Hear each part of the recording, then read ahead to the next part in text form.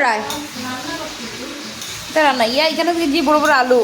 অত বড় বড় আলু মানে এটা হইব মাংস না নে লোকাল মুরগি নেই বাহ তো সেই স্বাদ হইব এটা মুরগি মানে আমরা সাত বাগানের না নে না না আমরা সাত বাগানের গো বন্ধুরা আমরা বৌদি স্বাদ মাংস রান্না ইকানো মাংস কেন এটা ফ্রাই হইব আর এটা ঝোল হইব কোনটা ফ্রাই এটা ফ্রাই এটা ফ্রাই হইব আর এটা আলু দিয়া ঝোল এটা আলু দিয়ে ঝোল হইব আচ্ছা তো আজকে বেতানার স্বাদ করে খাওয়া হইব না নি কারণ বৌদির রান্না তো স্বাদ হইবই